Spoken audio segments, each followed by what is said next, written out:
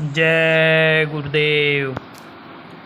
अंदर की तीसरी आँख पर जमा कर्मों की वजह से हुए मोतियाबिंद से वो बंद हो गई है। सतगुरु के पास उपाय होता है। समर्थ गुरु के बताए अनुसार करने से घर बाहर परिवारजनों सबका कर्म कर्जा आसानी से अदा हो जाता है। संतों की वाणी को उन्हीं के लेवल का जानकार ही सही तरीके से समझा सकता है। तो अंदर की तीसरी आँख खोलने का मार्ग नामदान बताने वाले कर्मों के लेन देन को पाप पुण्य से जीवात्मा को मुक्त कर मुक्ति मोक्ष दिलाने वाले मददगार इस समय के पूरे समर्थ संत सतगुरु दुख हरता उज्जैन वाले बाबा उमाकांत जी महाराज ने सत्संग संदेश में बताया कि बच्चे को सिखाया जाए कि सुबह उठो और अपना बासी थूक निकालो, आँखों में लगा लो, खारा होता है, मैल को साफ करता है। अंजन हो, काजल हो, कोई भी चीज़ ऐसी हो, शहद हो, आँखों में लगाया जाता है तो इससे अंदर से पानी निकलता है, तो उसके साथ गंदगी भी धुल जाती है। तो अंदर तक तो गंदगी पहुंच गई हो, अंदर के पानी से साफ हो जाता है।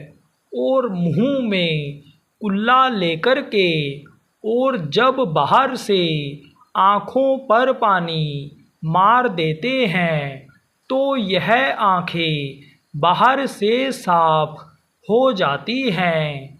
इसी प्रकार अंदर की जीवात्मा की आँख की भी सफाई करनी पड़ती है। और जब सफाई नहीं होती है, जब ज़्यादा जमा हो जाता है तो मोतियाबिंद हो जाता है। तो इसी तरह से जब कई कई जन्मों के कर्म इकट्ठा हो गए तो जैसे अंदर की आँख में मोतियाबिंद हो गया, पर्दा मोटा हो गया तो दिखता नहीं है। कहा है घट में है सूझत नहीं, लानत ऐसे जींद स्वामी या संसार को भयो मोतियाबिंद। इस संसार में जो लोग हैं उनको मोतियाबिंद हो गया, उनकी अंदर की आँख से दिखाई नहीं पड़ता है और हैं वो सब कुछ इसी घट में। अच्छे बुरे दोनों कर्म खत्म होते हैं, तब जीवात्मा अपने घर पहुंच पाती है। क्योंकि अच्छे कर्म जब बन जाते हैं तब जीवात्मा मनुष्य शरीर से निकलने के बाद स्वर्ग और बैकुंठ में जाती है, लेकिन उसके आगे नहीं जा सकती है क्योंकि उधर लिंग शरीर सूक्ष्म शरीर होता है। उसमें मुक्ति मोक्ष का रास्ता दरवाज़ा नहीं है। तो जब तक उसके पुण्य रहते हैं तब तक वहाँ कुछ दिन तक रहती है। उसके बाद पुण्य क्षीण खत्म होने पर मृत्यु लोक में फिर आना पड़ता है, फिर तकलीफ़ झेलनी पड़ती है। यहाँ जन्मना और मरना पड़ जाता है। तो अच्छा कर्म और बुरा कर्म दोनों जब खत्म होते हैं, पाप पुण्य जब दोनों नासें, तब पावे ममम पुरवासे।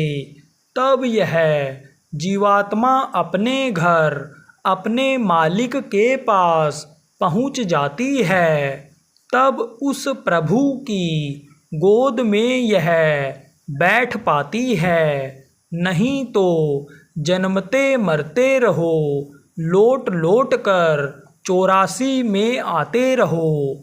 कुत्ता बिल्ली, मकोड़ा कीड़ा, कबूतर तोता मैना आदि बनते रहो, इसी में आना पड़ जाता है।